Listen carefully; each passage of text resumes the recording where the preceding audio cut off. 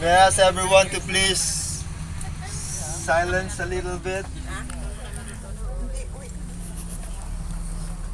Put ourselves in the presence of the Lord and let's pray. In the name of the Father, and the Son, and the Holy Spirit. Amen.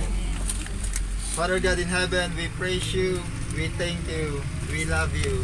Amen, for this Lord. very wonderful day that you've given to us. Amen, Father God Lord. in heaven, thank you for all the blessings.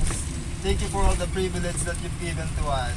Amen, Especially Lord. for this day, Father God, that once again we are going to Vancouver chapter to attend your 22nd anniversary, to receive your blessings, to receive our inheritance, Lord God, from Amen. you. Amen, Father Lord God Jesus. in heaven, thank you so much, and we pray na pagpalain mo, Panginoon, at patuloy mong puspusin kami ng iyong pagpapala. Ang bawat isa sa Amen, amin, Lord. Panginoon.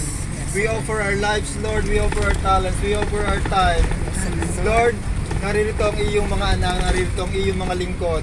Patuloy mo kaming kasihan ng iyong banal na espiritu. Amen. At nawa sa aming paglalakbay na ito, Panginoon, kasama ng aming iba pang mga kapatid na may sasakyan, Panginoon, at yung iba pa naming mga kapatid na susunod sa Vancouver chapter.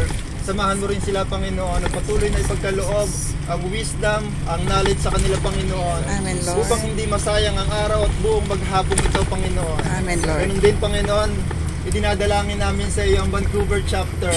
Ang lahat ng gagamitin mo sa chapter na yun, Panginoon, sa anniversary mong yun, Panginoon. Yes, Lord. Pagkalooban mo sila ng kagalakan, pagkalooban mo sila ng kasiyahan, Panginoon. Amen, Upang Lord. sa araw na ito, mapuspos kami, Panginoon, ng iyong pagpapala. And Amen, we receive Lord. healing, we receive your grace, we receive Amen, your Lord. mercy, especially Amen, we Lord. receive your love. Amen. Father God in heaven, we also pray especially for our servant leader, Brother Mike Velarde. Yes, Lord. Patuloy mo siyang pagpalain, Panginoon, patuloy na ipagkaloob sa kanya ang magandang kalusugan. Amen, Lord. Upang sa bawat salita, Panginoon, na kanyang ihahayag sa iyong mga lingkod at sa iyong bayan, patuloy namin itong matutunan. Amen, Patuloy Lord. mo siyang gamitin, Panginoon, sa kapanahunan. Yes, Giving a fresh revelation.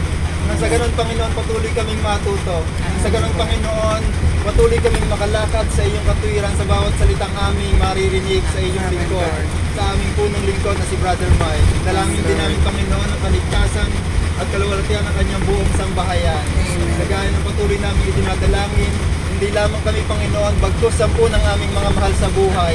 Narito man sila o nasa sa Pilipinas. Father God in heaven, we thank you for this journey. We thank you that you continue to strengthen our faith. Amen, We Lord. continue for these brothers and sisters who come to us in this very wonderful journey of faith in the 22nd anniversary of Vancouver chapter. Yes. Father God, thank you, and we claim, we accept, and we declare that this journey, this day, and any other day following this day will be a successful one, will be a victory, because you are our victorious God, Amen. and we accept that we are your victorious people. Amen, And so, Lord. Father, bless each and every one of us, Amen, because Lord. you anointed us, you equip us, Lord God, Amen, and we Lord. thank you for that, Lord God. Amen, Lord. Father God, all this we ask in Jesus' name. Amen. Amen. Brothers